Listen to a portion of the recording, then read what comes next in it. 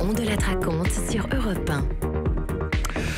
Bonsoir Benjamin Muller. Bonsoir Christophe. Vous avez écouté toute la journée la télé, la radio et vous nous faites comme chaque soir un petit concentré de ce qu'il ne fallait pas manquer. Riche programme aujourd'hui. Et oui, puisque vous savez quelle journée. On est le 21 décembre et le 21 décembre, vous savez ce que c'est ? Non.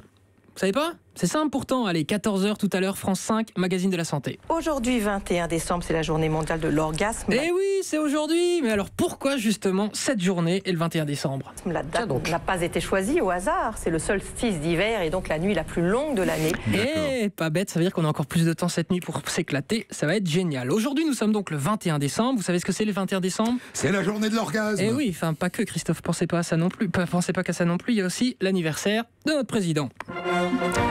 Emmanuel Macron a 40 ans le jour de la journée de l'orgasme, c'est magnifique. Et hier soir, dans son émission sur C8, Cyril Hanouna l'a appelé pour lui souhaiter. Oui, bonsoir président. Oui, Comment ça va président? ça va très bien. Je vais vous dire que je vis assez mal Oui. cette volonté de me vieillir d'une heure. Oui, c'est vrai. Ah, il est sympa notre président quand même. Tiens. C'est sérieux, Hanouna a appelé le président. Ah, il l'a vraiment appelé, ça vous avait échappé ? Mais Ah, bah, totalement, écoutez, ouais. je suis ravi. Non seulement il l'a appelé, mais l'autre a décroché. Enfin bref, À mon avis, c'était un coup monté. c'est possible.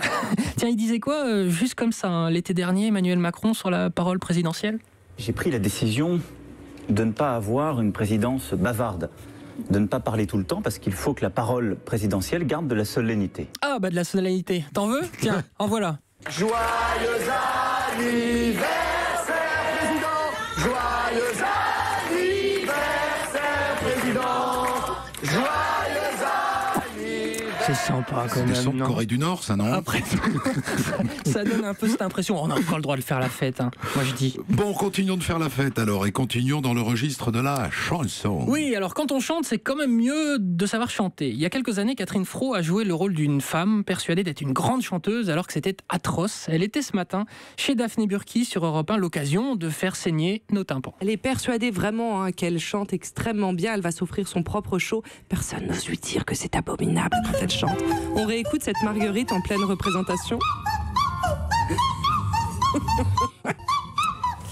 Oui, c'est moche, hein. Et alors, de cette histoire, Catherine Fro en a établi une théorie. On a tous la conviction d'être bon quelque part, alors que pas du tout. J'adore. Ouais, ça renvoie à ça le film, hein, c'est vrai. Hein.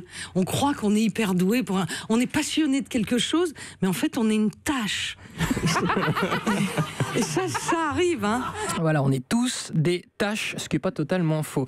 Allez, Mais encore pas un. totalement vrai non plus. Ça dépend ça dépend du point de vue. Encore un mot de culture, mais avec un grand C. Et donc sur France Culture, justement, je suis tombé sur une émission littéraire trop géniale où ils font des critiques de bouquins. Mais à leur sauce, quoi. Ce livre, c'est un catalogue, enfin c'est plus qu'un catalogue, mais peut-être moins, peut-être plus qu'un livre, moins qu'une monographie. Enfin, c'est un objet un peu hybride, en fait. Ah, bah en tout cas, ça donne envie de l'acheter, ce bouquin, madame, merci. Bon, donc c'est très culturel ce soir. On a parlé de chansons, on a parlé de livres. La télé. Parlons Alors, de télé. On va parler de France Télévisions, puisque ce matin, Philippe Vandel, sur Europe 1, recevait le sénateur André Gattolin, qui propose une réforme profonde de France Télé. Selon lui, il y a beaucoup de boulot. Un exemple. Moi, je ne comprends pas, par exemple, qu'un directeur de l'information démissionnaire le 22 mai dernier, quand on démissionne d'une boîte, on part généralement. Eh bien, il est toujours en poste avec le même salaire. Oh, mais c'est incroyable cette histoire. Quand même dommage que le sénateur nous ait pas donné le nom de ce petit malin. C'est déjà pas son nom. C'est Michel Field. Oui, mais j'ai pas d'attaque personnelle Michel Field, contre la personne. merci Vandel. Michel Field qu'on embrasse. Tiens, si un jour je démissionne d'Europe 1, Christophe, je veux bien garder mon salaire aussi, vous m'y ferez penser à le demander. Ce sénateur s'en est aussi pris à l'offre culturelle de France Télévisions. Regardez l'offre culturelle. À part la grande librairie sur la 5, stupéfiant. Moi, je suis stupéfié en tant que téléspectateur.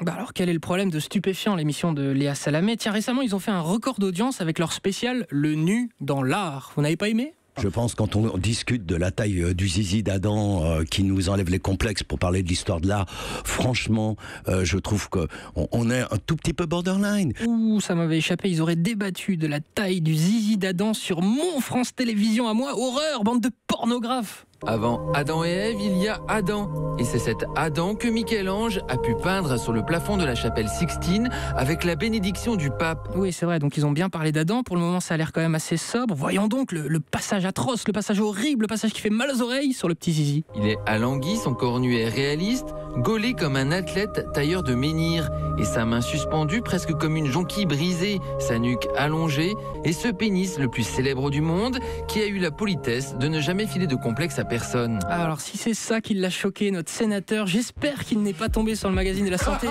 d'aujourd'hui. La journée spéciale orgasme, ça a dû le tendre un peu. Enfin, C'était avec ou sans Michel Simès? Parce que ça change tout. C'était sans. C'était sans. Il n'était pas là. Simès. Il n'était pas là, donc sans, c'est moins bien. Sans, c'est moins bien. Je voudrais apporter ma contribution à cette grande journée anniversaire du président de la République.